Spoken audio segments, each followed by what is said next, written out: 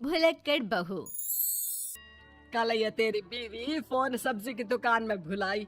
वो तो भला है कि पहले भी 5 बार भूल चुकी है, तो लोगों को पता है कि ये मोबाइल तेरी बीवी का ही है। अरे तो कौन सा आईफोन है जो लोग दबा लेंगे? 2 कौड़ी का फोन है, न लाइट चलती है ना आवाज आती है। बस नाम का फोन है, ये नाम का।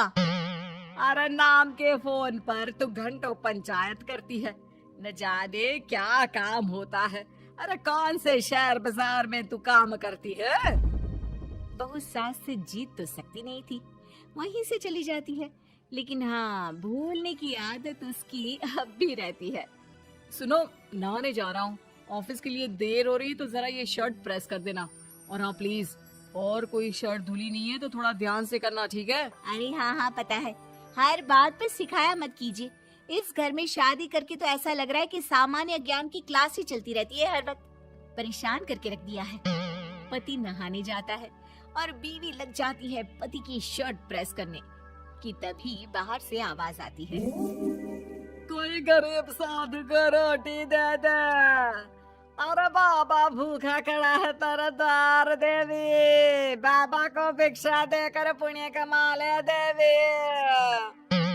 ओहो, ये तो पुण्य की बात है कि बाबा दरवाजे खड़ा है। अब इसकी आवाज सासू माँ को सुनाई नहीं देगी, लेकिन मैं और ये कमरे में हल्के से बात कर ले तो क्या? अरे घूसी चली आती है। चलो पहले बाबा को ये रोटी दे देती हूँ। अब क्या था, रिंकी जाती है बाबा को रोटी देने, लेकिन पीछे छोड़ जाती है पति की शर्ट के ऊपर प्रेस, वो भी गर्मा गर्म। अरे बाबा रोटी तो ले लो, बस ये बता दो कि मेरी किस्मत कब जगेगी। ससुराल में हालात टेबल टेनिस के बॉल की तरह हो गए हैं। कभी कोई इधर फेंकता है तो कभी कोई उधर फेंकता है, कोई इधर मारकर उधर फेंक देता है। समझ में ही नहीं आ रहा कि ये भूलने की आदत कैसे ठीक होगी। कोई उपाय हो तो बता दो ना बाबा। बाबा घर के अंदर देखते हैं तो 1 घंटे बाद टीवी पर गजनी फिल्म शुरू होने वाली होती है। याद है ना, गजनी फिल्म जिसमें आमिर खान को भूलने की बीमारी होती है और वो हर बात को लिख कर याद रखता है।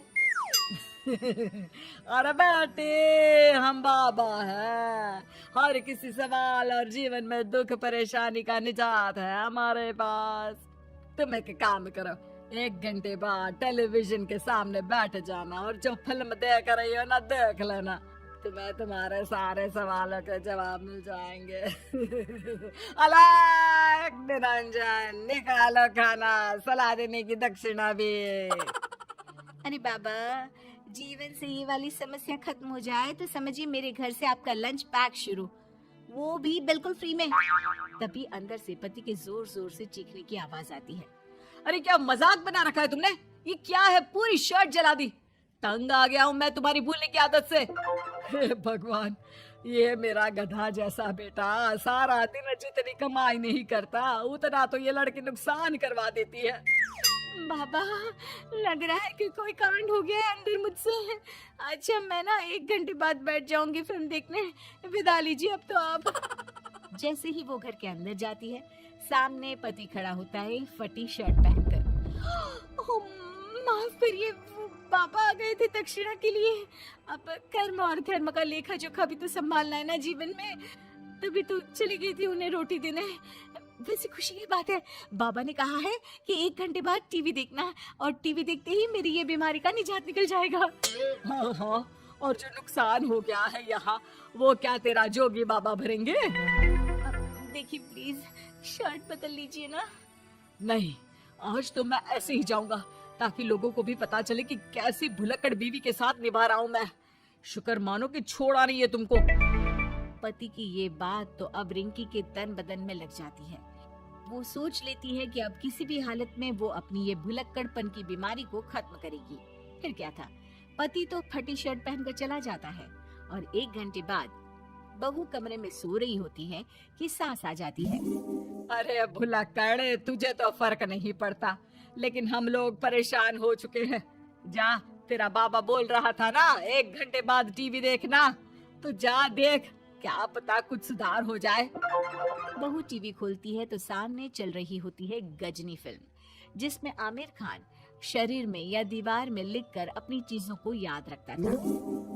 तेरी, वाह ये तो सच में बड़ा सही आइडिया है। इससे मुझे याद रहेगा कि क्या करना है और क्या नहीं। अब तो मैं भी सब सीख लिया करूंगी। वो टीवी बंद करके किचन में जाती है कि सास की आवाज आती है। अरे तेरी बुआ सास आ रही है, खाना बना लेना उसके लिए भी। जी माँ जी, बिल्कुल बना लूंगी। और सुन, वो कल वाला जो आटा बचा था ना, उसकी 2 रोटी बुआ सास के लिए बना देना। आटा पड़ा पड़ा खराब ही हो रहा है।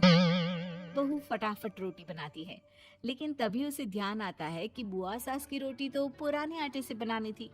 वो पुराना आटा लेकर रोटी बनाकर उस पर पेन से लिख देती है, पुराने आटे की रोटी बुआ जी के लिए।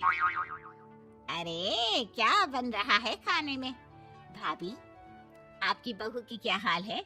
भूलने की बीमारी कम हुई या ऐसे ही तबाही मचा रखी है?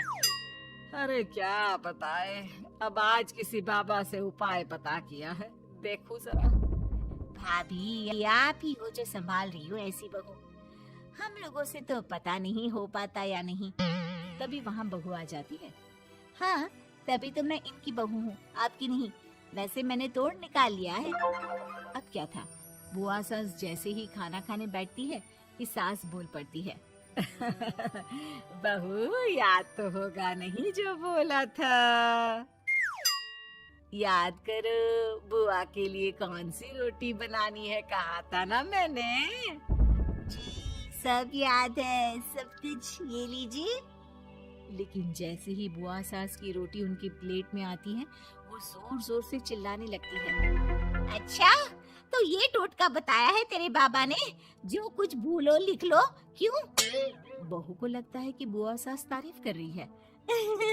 अब क्या करे, याद रखने के लिए कुछ न कुछ तो करना होगा ना, वरना रोज रोज ताने बोलियां खा खा कर तो मैं परेशान हो गई थी।